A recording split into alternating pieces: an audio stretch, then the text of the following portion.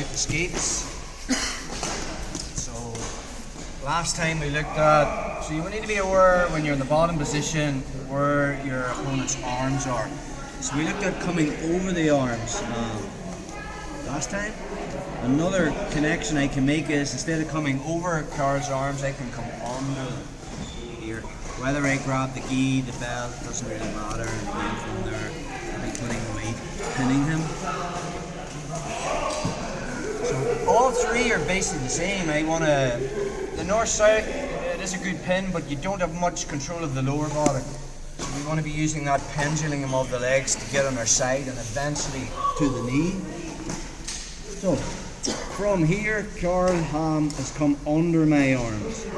Now I need to create a wee bit of space. Notice where Carl's head is, it's on my belly. I really want his head further back this way. Now if I just stretch my arms like this, there's too much play and mobility in his arms, his body doesn't move. So I'm going to bring my arms up to the shoulder line here. And when I bridge and stretch my arms out, watch what happens to Carl's head. It moves backwards. This creates the space so I can start punching my legs. So I'm going to swing my legs to my left, and as I swing them back to my right, I withdraw my right elbow and I stretch my left arm out. Now Carl does nothing on getting to my knees, but his reaction would be to flatten me out, and I just do the same thing. If he flattens me out again, I just do the same thing, and I'm coming up into the front headlock position. From here, move to the side, right? Just a basic back take from her here. So again, I'll be locking with harness control. Carl knows jiu-jitsu, he's staying tight like a ball, but there'll always be a space at the hip. So once I lock harness, I'm going to bring my near side knee in high and just pierce that space. From there, I'm going to use my left shoulder to push Carl on the back of the head and put his chin into his belly, or in his chest, and then I just fall on my left side. As I do that, watch what happens to my left foot. It becomes the bottom hook. And that's the detail. So we're here. Now, even though I haven't got the head trap, anyone that did Danaher's system, we wanted to be here with the underhook, and then we could start playing the whole tying the arm up and stuff.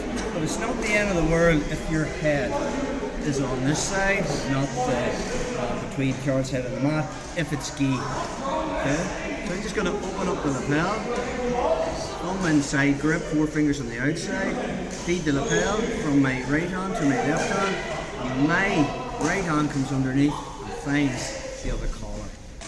From there, all I do is I withdraw my left elbow, and my left shoulder is going to push Carl's chin towards his chest. But more than likely, as I go to do this, he's going to make a chin-up grip, a pulling grip on that hand to create space. So now when I go to do it, it's difficult. So what I'm going to do is I release with 4 fingers and just switch to 2. Okay, just sit up on your hook. So normally the grip would be like this. Carl would be grabbing, say he grabs here, and pulls down. Notice now there's so much space there. So I release the bottom 2 fingers and I turn my wrist up as if I'm looking at my watch. Okay? And I have a grip on this other side, and then I create separation between us as I look over my shoulder to get the shoulder. So we're in the position here. Okay, so we're here, got the grip. From here, as Carl makes his grips, I just release the bottom 2 fingers and look at my watch. From there, I'm pinching with my knees, and I'm going to look behind me. Okay? So, put that again.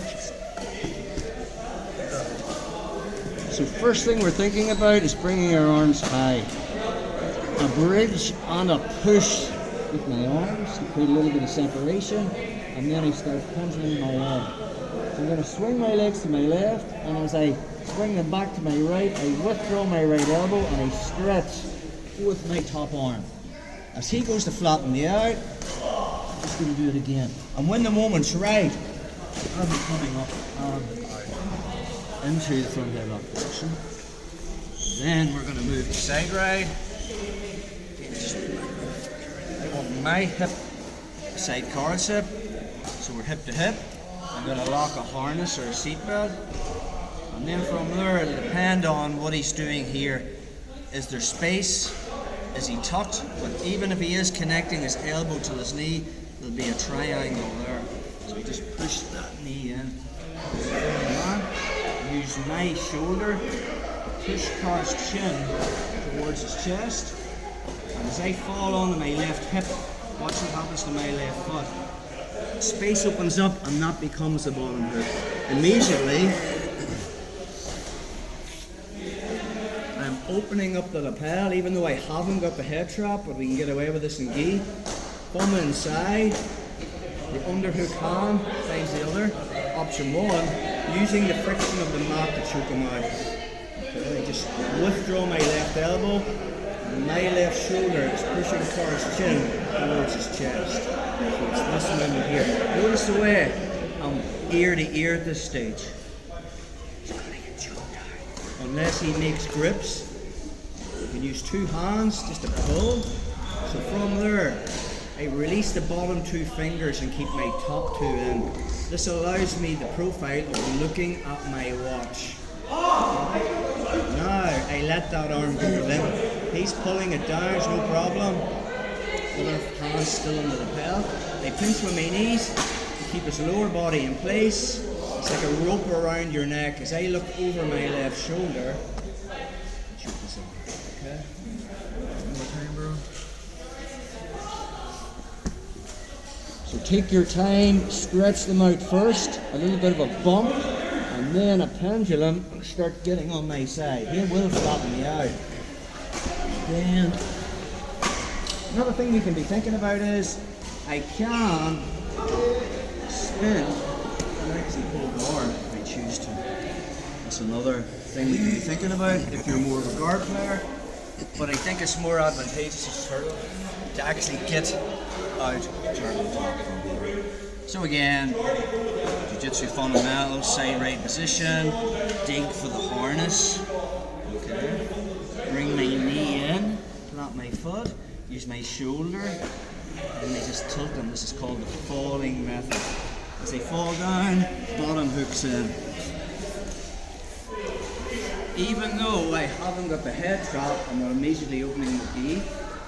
Option 1, using the friction of the mat on ear to ear. He makes his grips. Okay. Option 2.